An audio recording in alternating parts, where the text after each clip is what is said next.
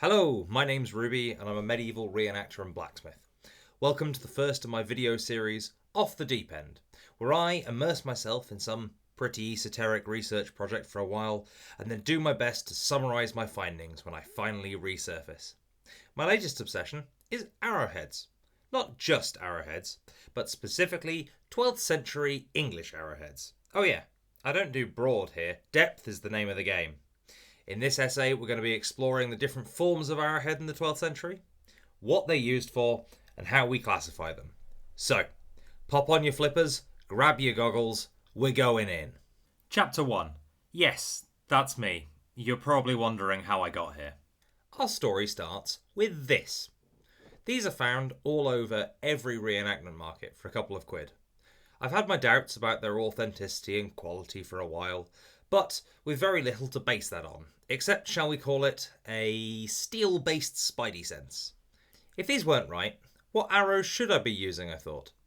A quick Google search brought up the London Museum Typology for Arrowheads. A nice place to start. It had diagrams and sources. Sweet.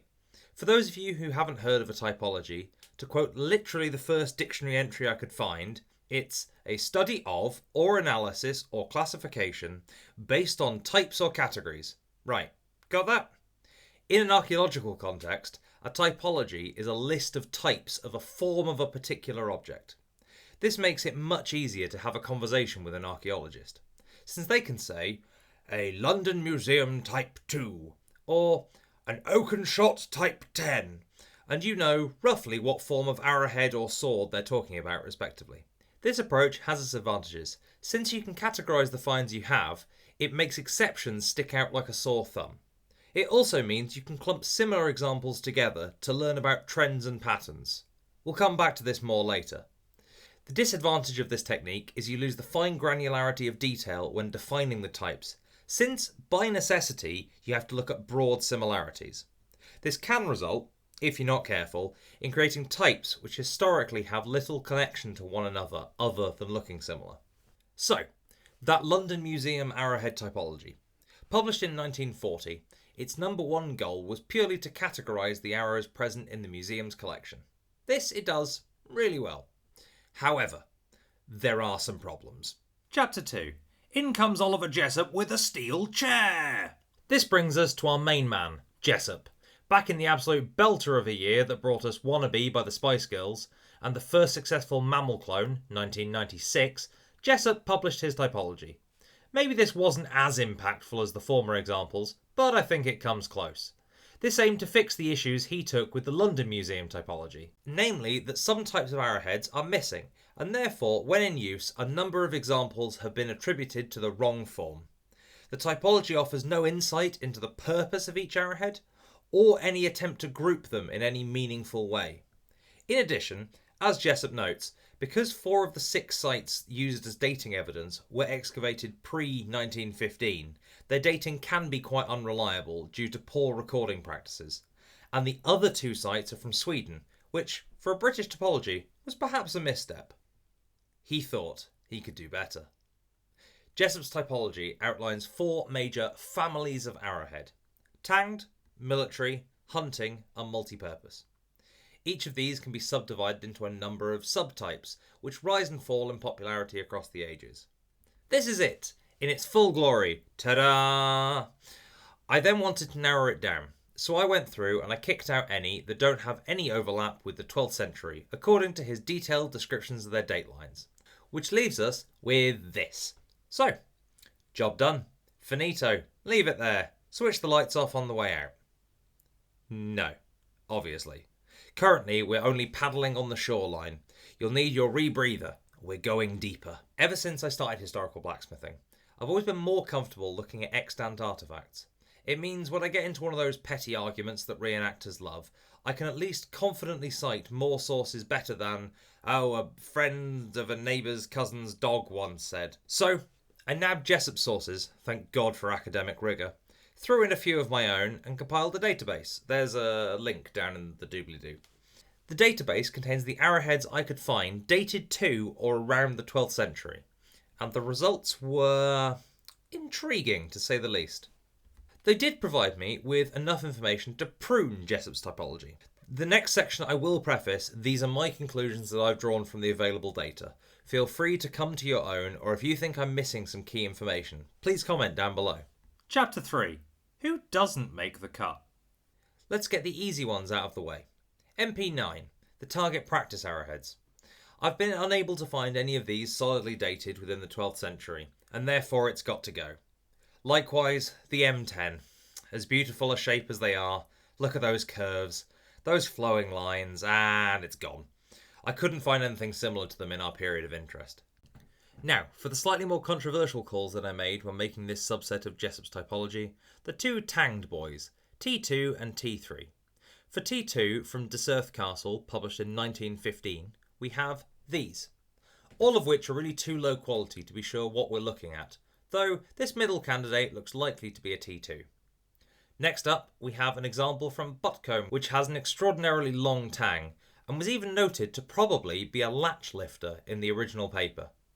Finally, I also have two from Waterford in Ireland, which are much larger than the other arrows, and I noted that they were probably likely to be javelin heads, so I've discounted these. I should probably at this point reiterate that my goal here is to try and define what the most likely arrowheads you may see in the 12th century are. Given T2 are evidenced before, and I guess maybe after, if you stretch the evidence really thin, these can be sorted into the probably a rare sight section of the typology.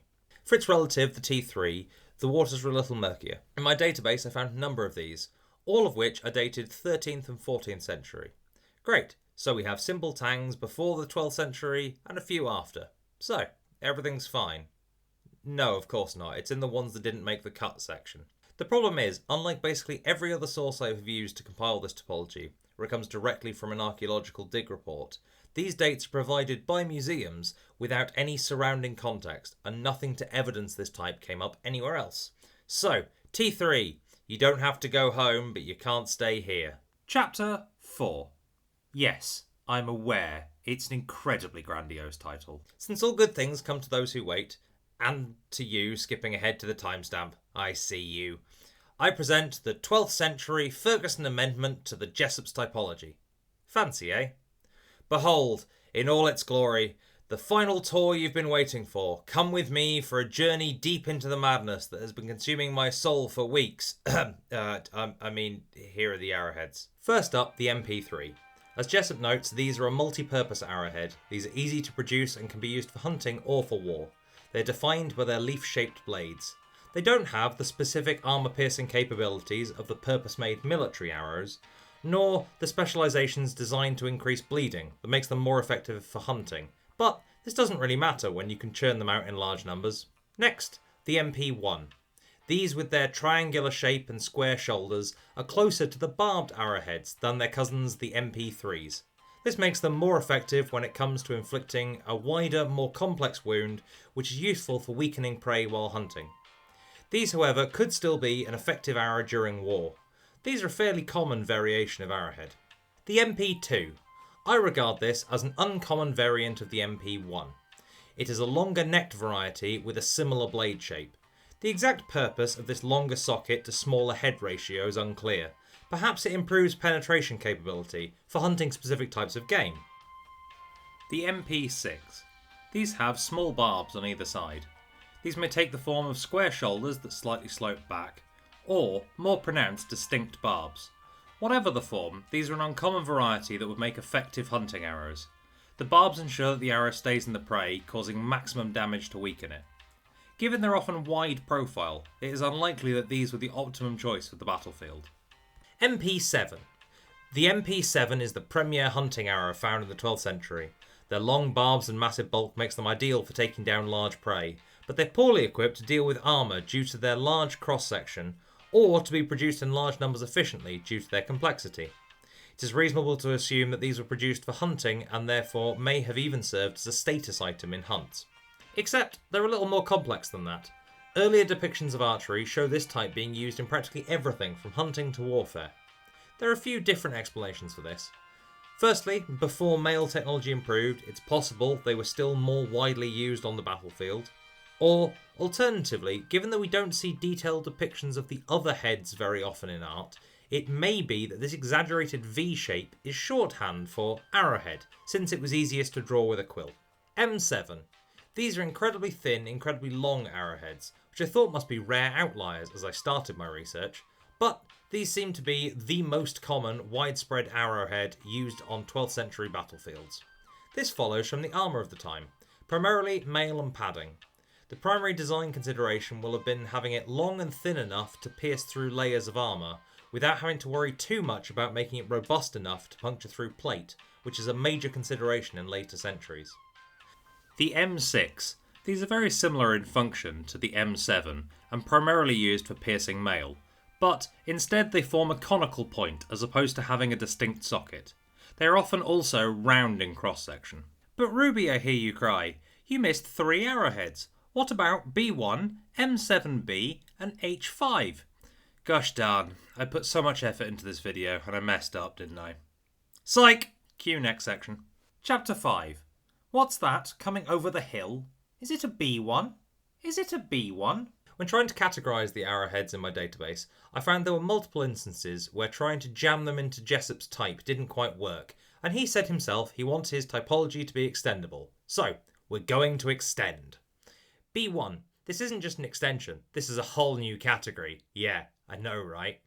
One recurring type that doesn't fit neatly into any of Jessop's types was this thick, short-headed arrowhead, reminiscent of the later bodkin arrow. Hence I labelled it as B1. But the more I read around and thought about it, the more likely I think that these are actually crossbow bolts. So, with a cheeky bit of hindsight, perhaps the B might better stand for bolt. The M7B. These I've gone back and forth on the most.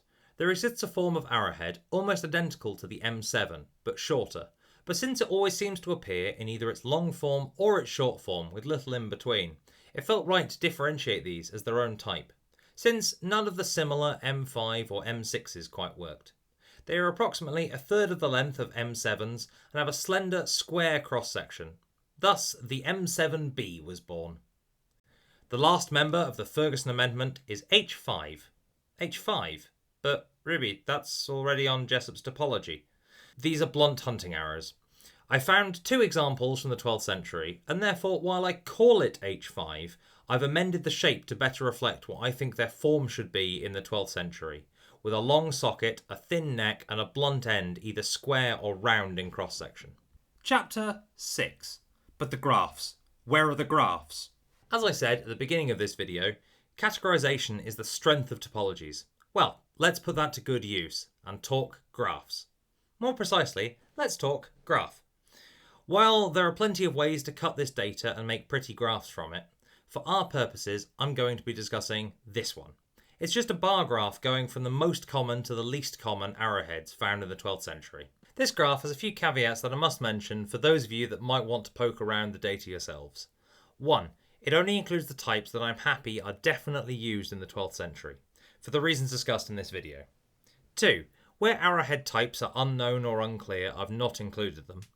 And 3. The data is somewhat skewed by battlefield finds, but any archaeological dataset will always be skewed by some context being more fruitful than others.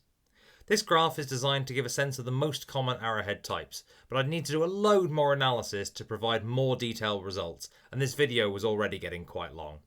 The takeaways, though, should be fairly obvious. Mail piercing arrows, M7, and crossbow bolts, B1, are the most common, along with general purpose and easy to produce arrows such as MP3. Thus concludes our deep dive into 12th century arrowheads.